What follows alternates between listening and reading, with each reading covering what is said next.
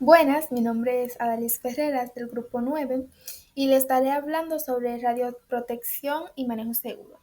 Antes de comenzar, debemos saber qué son los radioisótopos. Los radioisótopos son isótopos de un elemento químico que son inestables y emiten radiación al desintegrarse para transformarse en elementos más estables. ¿Para qué se usan los radioisótopos? Los radioisótopos son una herramienta fundamental en la práctica médica, pues se usan para estudiar principalmente como trazadores, ya que la radiación que emiten permite rastrear y seguir procesos biológicos y fisiológicos. Su uso se ha impuesto en las aplicaciones biomédicas por ser más fáciles de rastrear que un isótopo estable.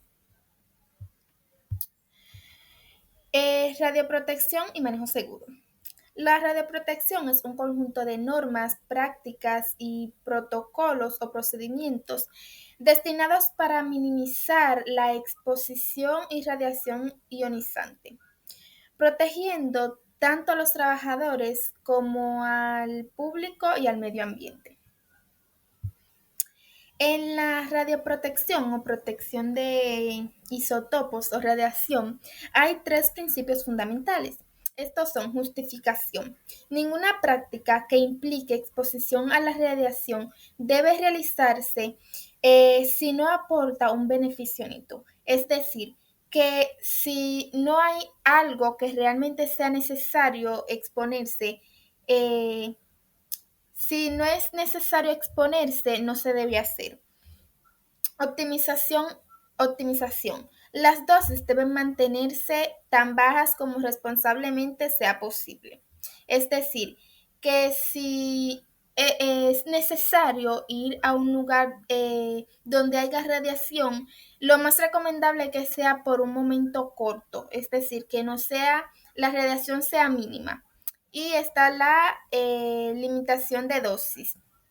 Ninguna persona debe recibir una dosis superior a los límites establecidos por las normas internacionales. Manejo seguro de material radioactivo. Para trabajar con isótopos se deben seguir normas estrictas de seguridad. Medidas de seguridad personal. Uso de ropa, guantes, protectores, gafas de seguridad y cuando sea necesario un delantal de plomo. Un ejemplo de esto es cuando nos vamos a hacer una panorámica, se suele poner un delantal pesado de plomo para eh, recibir menos radiación. También portar un decímetro personal para medir la radiación. El decímetro es como una maquinita que mide la radiación que hay en un lugar o la radiación que recibimos. Eh, no comer, beber ni fumar en áreas de materiales reactivos y lavar las manos en superficies frecuentemente. Medidas en áreas de laboratorio o trabajo. Mantener los materiales en recipientes eh, blindados y señalados con el símbolo de radiación. Esto como medida de seguridad de que no se puede estar tocando ni usando constantemente o ese tipo de cosas. Usar barreras físicas y herramientas a distancia. Un ejemplo de esto es cuando eh, nos vamos a hacer una resonancia magnética, podemos ver que el paciente está donde está la máquina, pero el médico para tratar de evitar la radiación está tras un espejo o un muro. Igualmente cuando nos vamos a hacer una placa o cierto tipo de cosas. Ventilación adecuada y sistemas de extracción si se manipula radioactivos volátiles. También está registrar y etiquetar correctamente todos los materiales radioactivos. En casos de incidentes o exposición, se debe informar rápidamente al supervisor de radioprotección, aislar el área, evacuar si es necesario y seguir las normas o procedimientos de emergencia. También en casos de contaminación corporal, lavar con agua y con jabón sin frotar. Radioprotección en hospitales. La radioprotección en hospitales es un conjunto de normas, medidas técnicas, administrativas y educativas que buscan mantener las exposiciones a radiación dentro de los límites seguros, sin comprometer la calidad del diagnóstico o tratamiento del paciente. Con respecto a la protección, principalmente cuando hay, en caso de incidentes o exposiciones, como habíamos dicho antes, un caso, uno de los casos que más conocemos es el de Chernobyl. El 26 de abril de 1986, el reactor número 4 de una planta nuclear de Chernobyl explotó durante una prueba de seguridad mal ejecutada. Esto liberó una enorme cantidad de materiales reactivos a la atmósfera, contaminando gran parte de Europa del Este. En este caso, las personas que lograron sobrevivir o que pudieron salir tuvieron que tomar esas medidas, y hoy en día, para poder, un ejemplo, ingresar a ciertas partes de Chernobyl, es necesario, es obligatorio utilizar esas medidas: protección, traje de protección, guantes, después de usar el decímetro, luego de salir de ahí, tomarse la dosis para la medida de seguridad, y eh, lavarse bien el cuerpo, las manos y todo. Muchas gracias por su atención y acuérdate de las medidas de protección. Buenas, mi nombre es Carolyn Silvestre y le estaré hablando acerca de la naturaleza de los radioisótopos y tipos de descaimiento y vida media. Pero antes debemos saber qué es un radioisótopo. Un radioisótopo es una versión inestable de un elemento químico. Tiene un mismo número de protones que su isótopo estable, pero diferente número de neutrones. Esta inestabilidad hace que el núcleo se desintegre espontáneamente, emitiendo radiación para alcanzar un estado más estable. Para estabilizarse, liberan partículas o energía. Este proceso es espontáneo y depende de la estructura interna del núcleo. También le estaré presentando los tipos de decaimiento radiactivo. Los radioisótopos pueden desintegrarse de tres formas principales, en la cual son descaimiento alfa, descaimiento beta y descaimiento gamma. El descaimiento alfa es la emisión de una partícula compuesta por dos protones y neutrones. Otro punto es que disminuye un número atómico en 2 y la masa en 4. Y ahí en pantalla le tengo un ejemplo. También está el descaimiento beta, que es la conversión de un neutrón en protón o de un protón en neutrón. Y otro punto es que cambia el número atómico, pero no cambia la masa. Y ahí le tengo otro ejemplo de esa parte. Y el descaimiento gamma es la emisión de energía sin cambio en la masa ni un número atómico. Y otro punto es que acompaña a otros tipos de decaimiento, como es el alfa o el beta. Y aquí le tengo un ejemplo. La vida media, la vida media es el tiempo que necesita una cantidad de átomos radiactivos para que la mitad de ellos se desintegre. No significa que todos los átomos se desintegran al mismo tiempo, sino que es una medida estadística del ritmo de desintegración. Un ejemplo es si tienes 100 átomos de un radioisótopo con vida media de 10 años, después de ese tiempo quedarán aproximadamente 50 átomos sin desintegrarse. Y Por último, los radioisótopos muestran cómo la física nuclear explica la transformación de la materia. Su estudio permite aplicaciones en medicina, arqueología, energía y más. Aprender su naturaleza es clave para aprovechar su potencial. Y muchas gracias por su atención.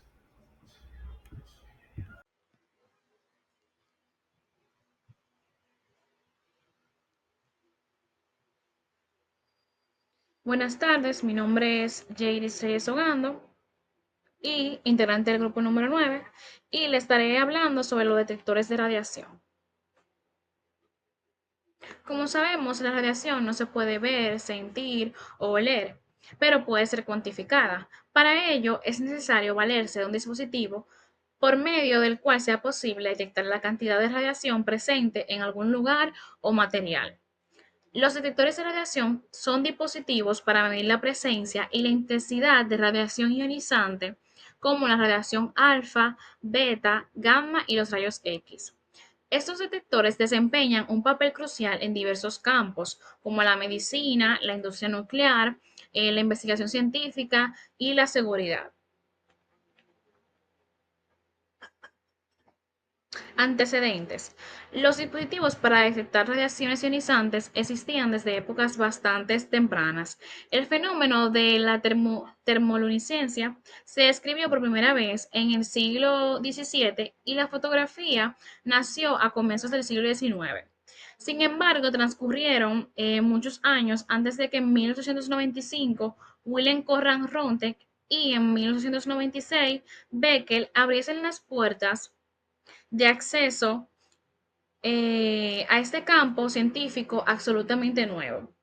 En noviembre de 1895, mientras trabajaban en un gabinete cuidadosamente oscurecido, Roten observó que un cartón recubierto de platino-cianuro de bario emitía una luz verdosa débil y fluctuante, fluorescencia.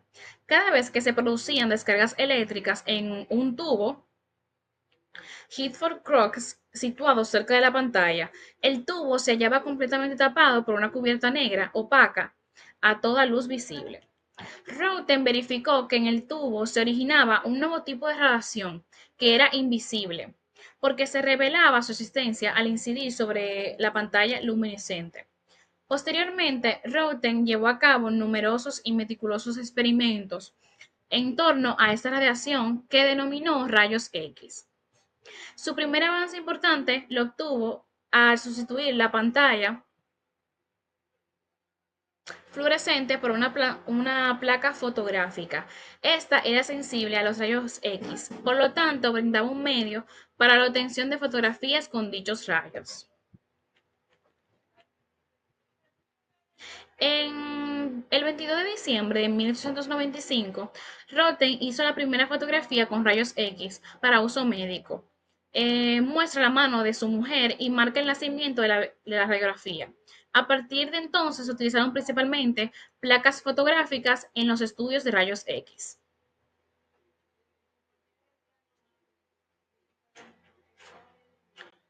Tipos de detectores de radiación. Todos los tipos de detectores de radiación presentan un funcionamiento similar. La radiación entra en el detector e interacciona con los átomos de este. Derivada a esta interacción, la radiación cede toda o parte de su energía a los electrones ligados a estos átomos. Se liberan un gran número de electrones de relativamente de baja energía que son recogidos y analizados mediante un circuito electrónico. En cuanto a los tipos de detectores, tenemos el personal o dosímetro.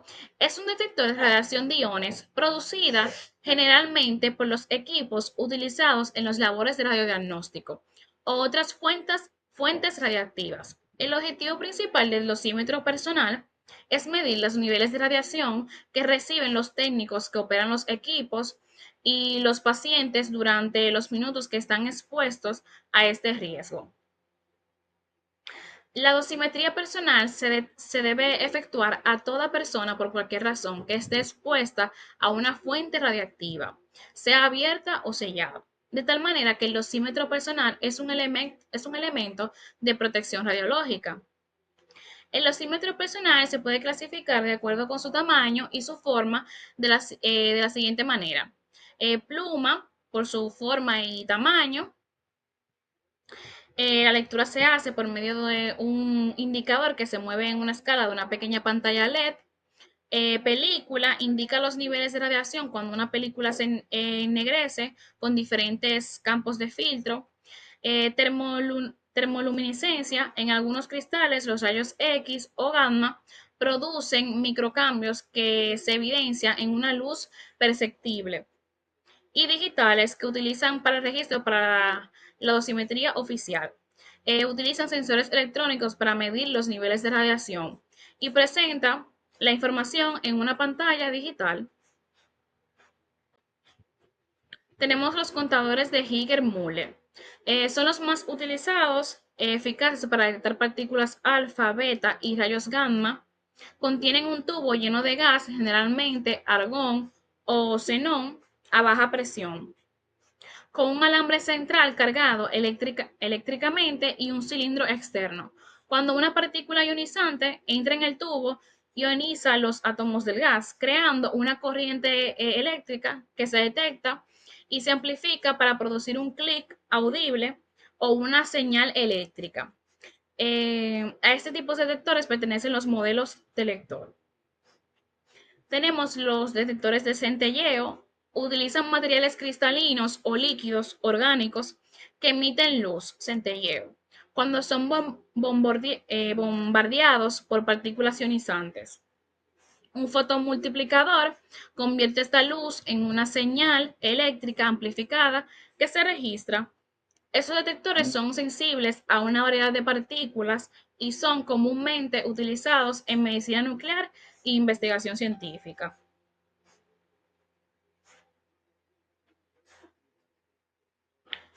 Tenemos los detectores de estado sólido, emplean materiales semiconductores para medir la radiación ionizante. Cuando los electrones en el material semiconductor son excitados por la radiación, generan pares electrón-hueco que se pueden medir como una corriente eléctrica. Los detectores de estado sólido son los más pequeños y pueden provocar mediciones precisas y más rápidas. En cuanto a las cámaras de ionización, son dispositivos que miden la ionización de un gas, generalmente el aire, cuando es expuesto a una radiación ionizante. La corriente generada se puede medir y relacionar con la cantidad de radiación incidente. Se utilizan comúnmente en calibración de fuentes de radiación y en aplicaciones de dosimetría. De semiconductores basados en germanio o silicio. Son utilizados cuando se requiere una muy buena resolución de energía, especialmente para la espectroscopía gamma, así como en la estereoscopía de rayos X.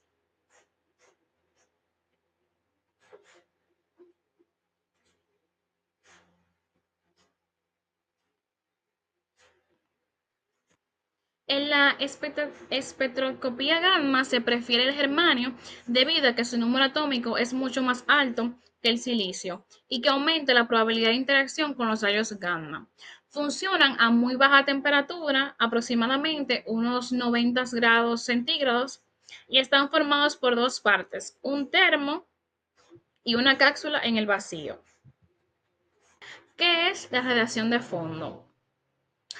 La radiación de fondo es una forma de radiación electromagnética que llena el universo y es remanente del Big Bang, el evento que se cree que marcó el inicio del universo tal como lo conocemos.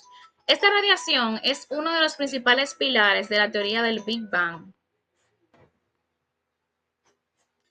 Esta radiación es uno de los principales de la teoría del Big Bang y proporciona importantes evidencias sobre la naturaleza y la evolución del cosmos. Se emitió aproximadamente hace unos 380.000 años después del Big Bang, cuando el universo se enfrió lo suficiente como para que los electrones pudieran unirse a los núcleos atómicos, formando átomos estables.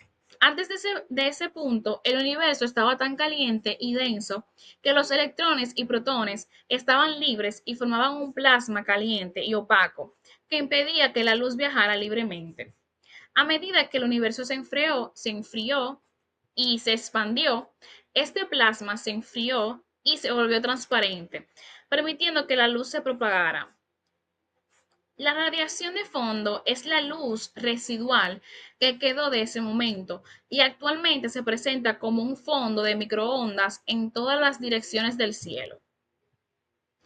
La radiación cósmica de fondo fue descubierta en 1965 por los astrónomos Arno Penzias y Robert Wilson, trabajando en un laboratorio de Bell Telephone en New Jersey, Estados Unidos. Estaban tratando de resolver un problema relacionado con la interferencia en las comunicaciones por satélite.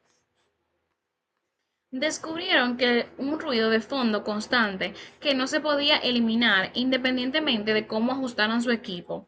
Eventualmente se dieron cuenta de que este ruido provenía de todas las direcciones del espacio y tenía características consistentes con la radiación de microondas, lo que se convirtió en una de las pruebas más sólidas de la teoría del Big Bang.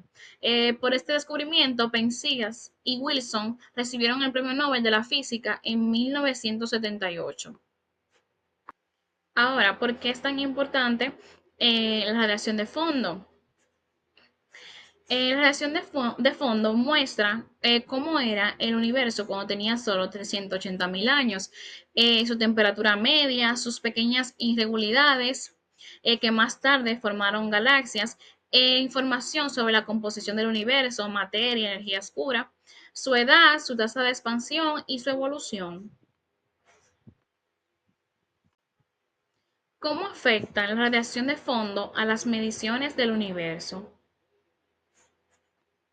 Primero, determina la edad del universo, analizando las variaciones de temperatura, anisotropías. Los científicos calculan el ritmo de expansión del universo, la densidad de la materia y la densidad de la energía oscura. Segundo, afecta la medición de la expansión del universo.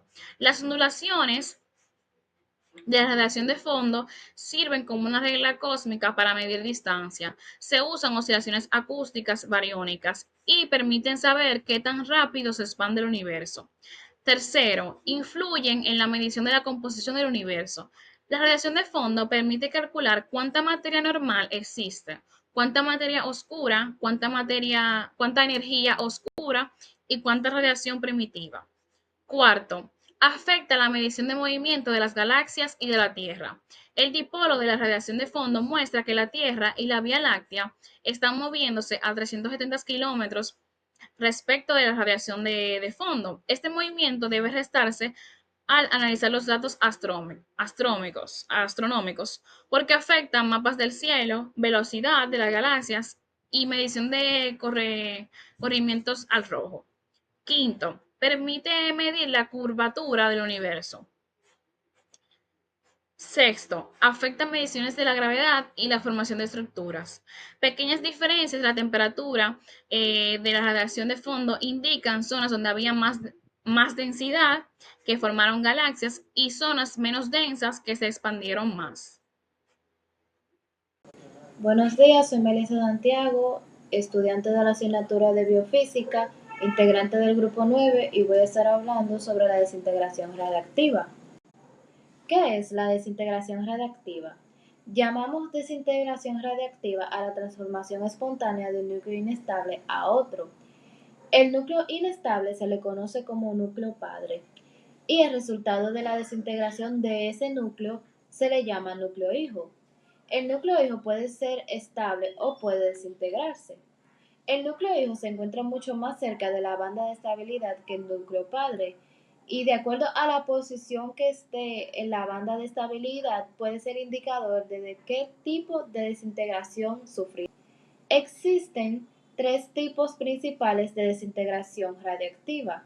La desintegración alfa, que son los núcleos de helio que se dividen y liberan una partícula alfa, lo que reduce el número atómico en 2 y la masa atómica en 4. Tenemos la desintegración beta, que es un neutrón que se transforma en protón y libera energía equivalente a la de un electrón. Y por último, tenemos la desintegración gamma, que consiste en la liberación de radiación generalmente en forma de fotón. Este no tiene masa, pero puede viajar a larga distancia atravesando la mayoría de los materiales. Aplicación de los rayos gamma en la medicina. Los rayos gamma se utilizan en las cámaras gamma y en la medicina nuclear. Los rayos gamma se utilizan en la gamatografía y en la tomografía por emisión de fotón único para visualizar órganos y detectar enfermedades. Inventada en 1957, sigue siendo esencial para captar la radiación emitida por radiofármacos administrados al paciente, permitiendo una imagen clara de los órganos como el corazón, huesos y el cerebro. Utilizada también en la radioterapia, los rayos gamma es una técnica fundamental en el tratamiento del cáncer, especialmente en tumores cerebrales y tumores oculares, utilizando haces de radiación gamma altamente enfocados para destruir las células tumorales y minimizar el daño a los órganos sanos. Corrección por desintegración. Es un proceso esencial en la medición y cuantificación de radioactividad, especialmente en estudio de imágenes nucleares y radioterapia. Un ajuste matemático que compensa la reducción de la radioactividad, número de desintegración por segundo, que ocurre mientras se mide una muestra o entre diferentes momentos de la medición. Su objetivo es ajustar los datos obtenidos para tener en cuenta la disminución de la actividad radiactiva debido al decaimiento natural de los radionuclidos durante el tiempo de medición o entre la preparación y la adquisición de la muestra. Su importancia es que sin esta corrección los resultados subestimarían la cantidad real de radionuclidos presentes, afectando la precisión de imágenes, la dosimetría y el diagnóstico. Por ejemplo, la corrección en datación por radiocarbono. En la datación por el carbono 14 se corrige la cantidad de carbono radioactivo restante en una muestra, considerando su vida media, que son 5.700 años. Se utiliza la ecuación de decaimiento exponencial para calcular la edad real del objeto, ajustando por la desintegración ocurrida desde la muerte del organismo, utilizada en forense y en arqueología. Dilución isotópica. ¿Qué es la dilución isotópica? La dilución isotópica es una técnica analítica de alta precisión utilizada para cuantificar la concentración de sustancias en matrices complejas como fluidos biológicos, alimentos y suelos contaminados. Consiste en añadir una cantidad de isótopo marcador, también conocido como isótopo trazador, y medir la proporción entre el trazador y el compuesto nativo, permitiendo determinar con exactitud el analito incluso en niveles muy bajos. La disolución isotópica es una técnica versátil que se ajusta a las diferentes necesidades científicas y analíticas. Por ende, existen tipos de disolución isotópica. La disolución isotópica clásica, que consiste en añadir el isótopo marcador, radiactivo o estable, del analítico a la muestra, permitiendo la cuantificación precisa tras alcanzar el equilibrio. Se utiliza ampliamente para medir los nutrientes en el cuerpo, como la vitamina A mediante la técnica de retinol isotópico. La disolución isotópica interna se emplea en un estándar interno isotópicamente marcado añadido antes del análisis para corregir variaciones de preparación y medición de la muestra. Es común en la espectrometría de masas para cuantificar fármacos, proteínas y contaminantes. La disolución isotópica secuencial, que se utiliza en la adición de isótopos en diferentes etapas de procesos analíticos, útil para estudiar la radiactividad o movilidad de los elementos en matrices complejas como en los suelos contaminados. Por último, tenemos la disolución isotópica con modelado compartimental, integrando modelos matemáticos para describir la cinética y la distribución del analito y el isótopo en el organismo, mejorando la precisión en la estimación de reservas corporales o fluidos metabólicos. Principios fundamentales de la disolución isotópica. Adición de trazar isótopos. Se introduce un isótopo estable o radiactivo dentro del analito en la muestra. Mezcla y equilibrio. Se permite que el trazador se mezcle completamente con el analito nativo, asegurando que ambos se comporten de igual manera. Medición de la relación isotópica. Tras el equilibrio se mide la relación del trazador y el analito mediante técnicas como la espectrometría de masa. Y por último, el cálculo por balance de masas, utilizando la relación medida y la cantidad conocida de trazador añadido. Se calcula la cantidad total del analito presente en la muestra. También se emplea para cuantificar péptidos y proteínas específicas, como la insulina y apolipoproteínas, con mayor especificidad de los inmunoensayos tradicionales. Se aplica en la evaluación del estado nutricional. Es el método de referencia para estimar reservas corporales como la vitamina A, en el balance de minerales y agua corporal, que permite determinar con precisión el sodio corporal total y el balance de hierro, información esencial en el manejo de enfermedades metabólicas y en la investigación clínica, en estudios fisiológicos y metabólicos que se emplea en la investigación de la función gástrica, metabolismo de proteínas y la dinámica de hormonas y péptidos en condiciones fisiológicas o patológicas.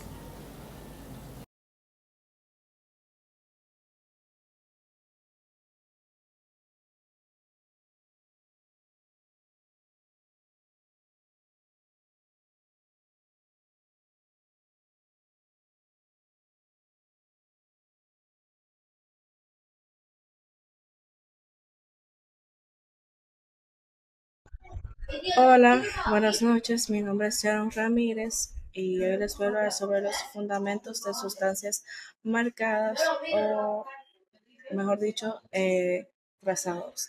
Le hablaré sobre los principios y su aplicación clave en la medicina, o la biología dentro del ámbito médico.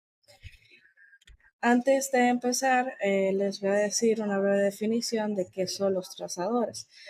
Los trazadores son sustancias, eh, mejor dicho, perdón, compuestos a los que se les une un marcador, a los que se le agrega un marcador, como un isótopo estable, o un radioisótopo o un fluoróforo para rastrear procesos biológicos y fisiológicos complejos. Su propósito, o mejor dicho, son herramientas esenciales porque estos nos permiten estudiar la dinámica molecular, las rutas metabólicas y la distribución de fármacos de organismos vivos sin alterar significativamente su comportamiento natural. Existen varios tipos de trazadores. Están los radioisótopos. Los radioisótopos son átomos que son inestables. Estos emiten una radiación al desintegrarse. Esta radiación de fotones o de positrones es lo que se detecta. Se ofrecen una sensibilidad sumamente extrema, permitiendo que estos se detecten en cantidades mínimas de la sustancia. Su detección se utiliza en imágenes molecular. Un ejemplo de este es el flúor 18, que se incorpora a la glucosa para así crear un trazador. Se usa para visualizar tumores cancerosos, ya que estos consumen el flúor 18 y emiten la señal que capta la máquina. Seguimos con lo que son los isótopos estables. Este es al contrario de los radioisótopos, no emiten una radiación y son átomos que difieren de los isótopos comunes solo en su masa. Tienen como ventaja que son completamente seguros para los estudios que son a largo plazo y para poblaciones que son sensibles, como mujeres embarazadas o niños.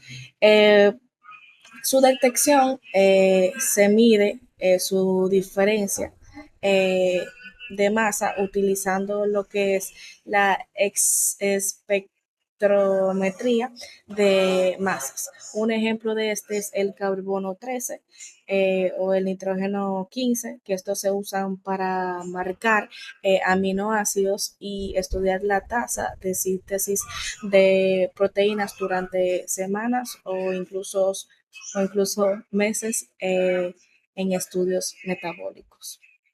Y por último, los fluoróforos o trazadores ópticos, que son moléculas o proteínas que absorben la luz a una longitud de onda y luego emite luz a una longitud de onda diferente, que es la fluorescencia. Su ventaja es que nos permite la visualización directa y de, de alta resolución de eventos a nivel, cuando son a nivel celular. Su detección se observa mediante tipos de microscopio. Ejemplo, la proteína verde fluorescente que se une genéticamente a una proteína celular para ver en tiempo real cómo esa proteína se mueve, se degrada o interactúa con otras moléculas dentro de una célula que esté viva. Ahora le voy a hablar sobre los mecanismos de marcaje. Eh, ¿Cómo se hacen? Están los que son de sustitución y lo de síntesis química. La sustitución, perdón, se reemplaza un átomo natural por su isótopo. Por ejemplo, cambiar un hidrógeno por deuterio, o sea, dos hidrógenos, para medir la tasa de síntesis de proteína. Está lo que es la síntesis química, que es la que le sigue, que esta se construye totalmente desde cero. La molécula se construye totalmente desde cero y se le incorpora lo que es un marcador. Ejemplo, la síntesis de glucosa de marcador de flúor 18, que estábamos hablando anteriormente, que es un marcador clave en la oncología. Los trazadores tienen requisitos, tienen criterios. Uno de estos es que su comportamiento debe ser totalmente idéntico. No debe haber ninguna interferencia entre estos, ya que el trazador debe imitar perfectamente la molécula natural para que el organismo no detecte que sea algo extraño. Un ejemplo de este es la pequeña diferencia que hay entre un átomo y su isótopo, que este puede causar un efecto isotópico, es decir, que ralentiza ligeramente una reacción enzimática. Esto requiere una corrección en estudios muy precisos.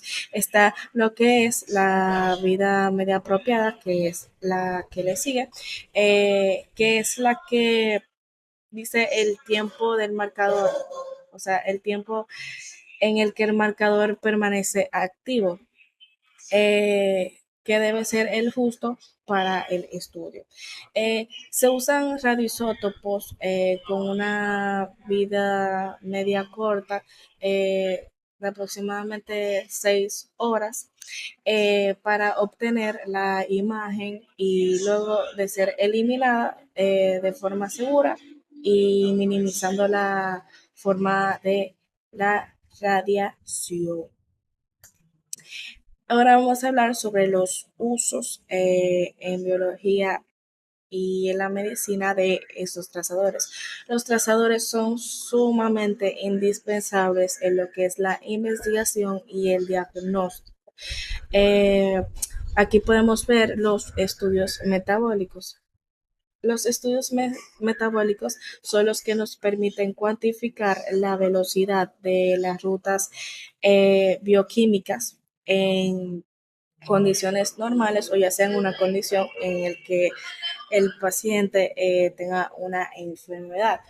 Por ejemplo, usar trazadores de carbono 13 para medir la tasa de síntesis de glucosa en un paciente con diabetes, ayudando a entender la resistencia a la insulina. Está la imagen molecular, que en esta se utiliza en los que son los radioisótopos, que más o menos hablé anteriormente de esto, que son las que nos permiten visualizar los procesos que son fisiológicos y patológicos en un tiempo real. Por ejemplo, estos se utilizan para identificar ya sean tumores cancerosos, que consumen glucosa a una tasa muchísimo mayor que las células ya sanas. Los marcadores o trazadores se utilizan en la biología celular y en el desarrollo de fármacos. En la biología celular se usa proteínas fluorescentes para trazar la dinámica de organelos o el transporte de vesícula dentro de la célula. También se utiliza en el desarrollo de fármacos para marcar un nuevo fármaco como carbono 11 o Fluor 18 para evaluar su biodistribución, donde viaja y si logra penetrar la barrera hematoencefálica. Y para concluir ya mi tema, las sustancias marcadas son la ventana hacia el interior de estos sistemas vivos. Esto nos permite estudiar la biología en tiempo real, en el tiempo actual, y también su uso se basa en un equilibrio preciso entre la sensibilidad del marcador, su comportamiento idéntico a la molécula natural y la seguridad, o sea, la vida media del marcador para el organismo. Ahora vamos a pasar con mi siguiente compañera que nos va a estar explicando su tema. Jennifer Fernández Ulloa, y les estaré hablando sobre los errores comunes en el conteo de radioisótopos. En el conteo nuclear puede verse afectado por tiempo muerto y PILEUP, pérdida de conteos por la incapacidad del sistema de registro de eventos muy seguidos, corrección inadecuada de caída, especialmente relevante en la radionucleidos de vida corta, donde la actividad cambia durante la medición. Errores no relacionados con el conteo. Contaminación, fraccionamiento de muestra, incertidumbre en la vida media y diferencias entre laboratorios, desviaciones de la estadística de Poisson por pérdidas no aleatorias o interferencias en el sistema de detección. Ahora les estaré hablando sobre efectos de la radiación en los tejidos. La radiación ionizante puede ser causada por daños directos al ADN, proteínas y lípidos, generando efectos agudos como quemaduras, síndrome de irradiación aguda, y crónicos como el cáncer, fibrosis y mutaciones. Los efectos dependen de la dosis. El efecto de radiación y la radiación sensibilidad del tejido. Los tejidos con alta tasa de división celular, la médula ósea y epitelios son más sensibles. Además, existen efectos estocásticos. Probabilidad de daño como el cáncer y determina daños con umbral como necrosis. La radiación también puede. Bueno, mi nombre es César Yailo Paronzuelo y hoy vamos a estar hablando sobre dos temas muy importantes de la biofísica médica, como lo son la atenuación y la absorción. Esto se explica cómo las ondas, ya sean ultrasónicas, electromagnéticas o incluso partículas, van perdiendo energía cuando entran en el cuerpo. En medicina esto es clave. ¿Por qué? Porque afecta cómo se forman las imágenes, cómo se detectan estructuras y cómo los equipos calculan profundidad, intensidad y resolución. La atenuación es como el debilitamiento total de la señal, mientras que la absorción es una de las causas principales del debilitamiento. Entender esto permite saber qué tanto se calienta un tejido y qué tan lejos penetra un rayo o un ultrasonido y qué tan confiable será la imagen que se obtiene. Después pasaremos a los factores que influyen en la atenuación. La atenuación es básicamente la disminución progresiva de la intensidad de una onda mientras atraviesa un medio. Esa pérdida no se debe solo a un fenómeno, sino a varios: absorción, dispersión, reflexión y hasta refracción. Es como cuando un sonido se escucha más bajito mientras más lejos está. No es solo que se calienta el aire, sino que parte rebota, parte se desvía y parte se transforma en calor. En los tejidos pasa lo mismo. Mientras más densa o compleja es la estructura, más se atenúa la onda. Por eso las frecuencias altas se debilitan más rápido que las bajas. En medicina esto explica por qué en ultrasonido no podemos usar frecuencias muy altas para estructuras profundas, ya que se atenúa demasiado rápido. Después pasaremos a absorción, cómo funciona y por qué es importante. La absorción es el proceso mediante el cual la energía de una onda se convierte en calor dentro del tejido. Es la causa principal de la atenuación y por eso es tan importante en biofísica médica. Cuando un tejido absorbe energía, las moléculas comienzan a vibrar más rápido y esa vibración genera calor. Cada tejido absorbe de una forma diferente. La grasa, el músculo, el hueso y los órganos tienen diferentes coeficientes de absorción. Por ejemplo, los huesos absorben muchísimo más, por eso casi no permite el paso ultrasónico profundo. Este proceso también explica los límites de seguridad, porque demasiada absorción podría calentar el tejido. Por eso los equipos médicos controlan la potencia. Por último pasaremos a las dosis de radiación y su relación con la atenuación-absorción.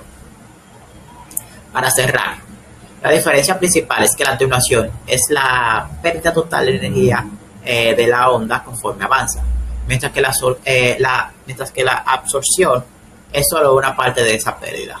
Es físicamente la que se convierte en calor. La atenuación incluye absorción y dispersión. En el área médica es crucial porque determina la calidad de la imagen. En ultrasonido, por ejemplo, elegir la frecuencia depende exactamente de estos fenómenos. Si necesitas ver profundo, usas baja frecuencia porque se atenúa menos. Si quieres ver detalles finos, usas altas frecuencias, aunque penetre menos. También está presente en rayos X, donde los tejidos absorben diferentes cantidades dependiendo de su densidad, formando los contrastes en las imágenes. Esos fenómenos son las bases de toda la imagen médica moderna. Muchas gracias por su atención.